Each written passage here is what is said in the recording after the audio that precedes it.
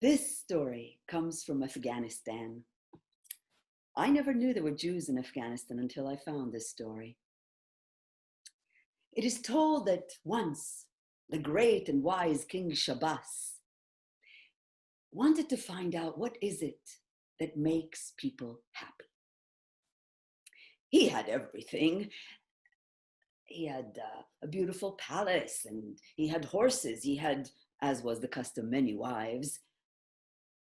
But he wasn't happy. What is it that made people happy? He decided to do what many kings did in those days, especially wise ones. He decided to disguise himself as a beggar and go out and listen to the people, see how they live.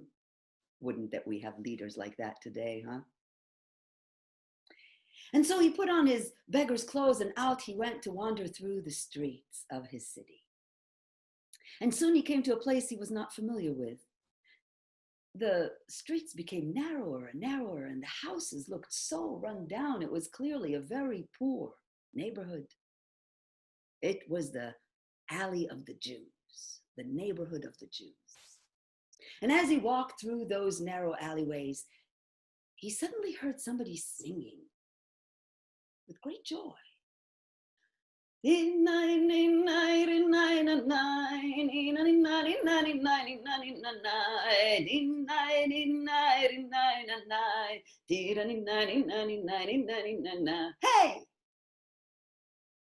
Who could be so happy in such a dismal looking place? He started following the singing. And he came to can only be described as a hovel. It was at the end of an alley, and it looked like if you blew on it, it would collapse. But the singing was coming from that place. And he knocked on the door, and the singing stopped, and an elderly man opened the door with a big smile. Welcome! Is a guest welcome here? Oh, yes, a guest is a gift from God. Welcome! When the disguised king entered, it was a little room. There was a straw mattress in the corner with a torn blanket. There was a table with a couple of chairs, and upon the table, the remains of a very humble meal. Tail end of a fish, a little bit of bread, a little bit of wine. But the man invited the king in as if this was a palace. And he insisted that the king sit at that table and eat all that was there. And only afterwards he allowed him to speak. And the king said, I heard that you were singing. You sound so happy. Is that you? Yes. I'm always happy at the end of the day. Oh, and what is it that you do? How is it that you earn a living? Oh, I am a cobbler. I fix shoes for people by the side of the road. Oh, is that enough to sustain you? Oh, yes, every day. I make just enough to buy my meal for the day. I eat, I say my blessings, I sing. But what happens when you're too old to fix shoes for people by the side of the road? Don't you worry about that? Oh, no, I do not worry about something that hasn't happened yet. Besides, I have someone who takes care of me day by day. Ah, the king thought, the mystery is solved. So, you have a family? No, my family is long gone. So, who is it that takes care of you? I heard the king is very good to his citizens. Oh, yes, the king, he's very good to his citizens. But me, the Almighty takes care of me. Baruch Hashem Yom Yom. Blessed be the divine name, day by day. The king thought, this is not real. How is this possible? He decided to put the faith of this Jew to the test. And the next day, he sent out a decree forbidding cobblers from fixing shoes by the side of the road. That evening, he put on his beggar's clothes, thinking, we'll see what tune he sings tonight. But what was his surprise?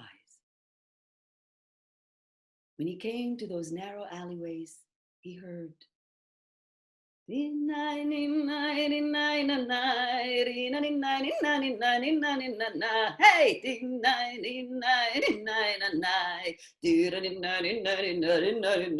hey. And once again, he was welcomed to that little hut as if it was a palace. And once again, there were the remains of a very humble meal upon the table, to which he was invited to partake. And then he said, "But I heard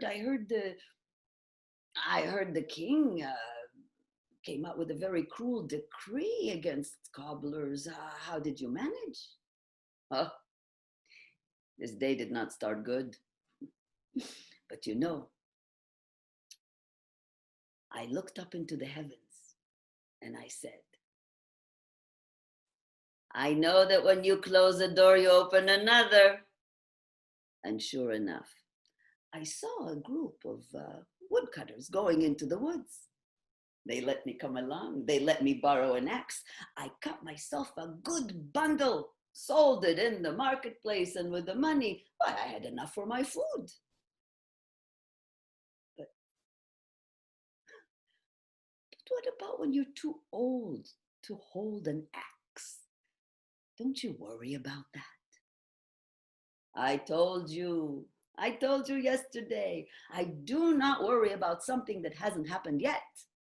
Besides, I have someone who takes care of me.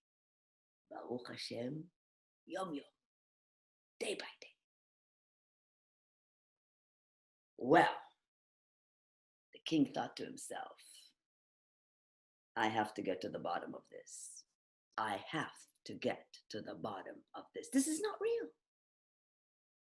The next day, all woodcutters were drafted into the king's guard. They were given a uniform. They were given a shiny sword. But they were told that they will only be paid in 30 days. That night, the cobbler went home. He had a little bit left from the night before, but he did not have enough for 30 days. And then he looked at the sword. It was a fine blade, the kind that only the king's guards receive. He went out. He cut a limb from one of the trees, the outskirts of town, and he sat up all night and he fashioned himself an identical sword made of wood. He put that in the sheath, and the king's sword he sold in the market. And the money, why, that was enough for more than 30 days. That night, the king put on his beggar's outfit, convinced he will hear another tune. But he heard, hey!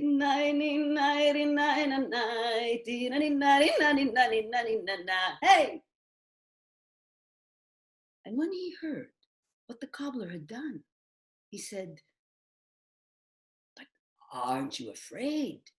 You know, if the king finds out you sold his sword, you could be hanged for such a crime. I do not worry about something that hasn't happened yet. Besides, I told you, I have someone who takes care of me. Baruch Hashem, yom yom, day by day. The following day, the captain of the king's guard caught a man in the marketplace, and he called forth the cobbler. You! This man was caught stealing. It is the order of the king for you to cut off his head.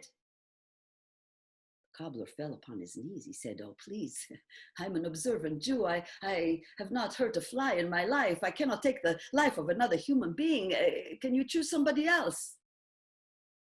But the captain of the guard said, "It is the order of the king. Either you do it, or it's your head." A crowd was gathering.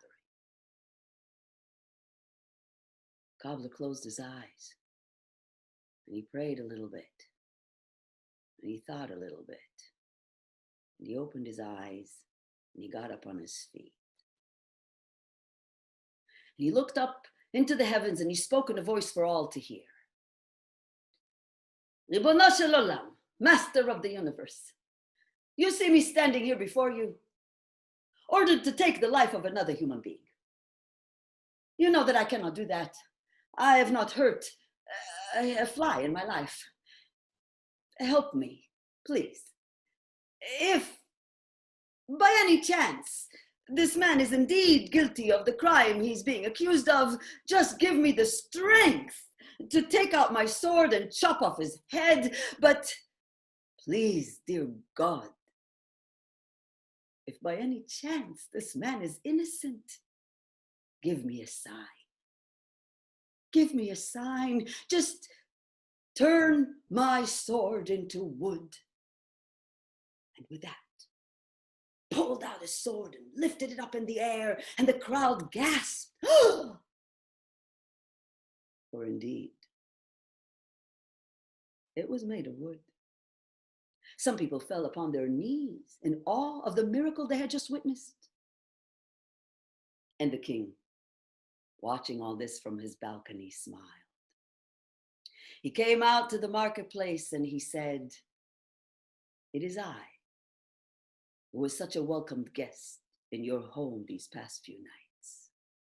And now I'd like to welcome you to be my guest. Come, live with me. Become my advisor in the palace. Teach me how to live as you do, with so much faith and so much wit and so much joy, day by day." And with that, they walked together into the palace, singing.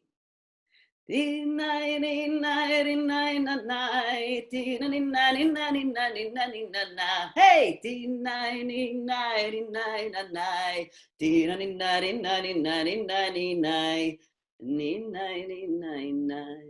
hey. That was brilliant. Oh, I love that. Hey, Oh, beautiful. Perfection.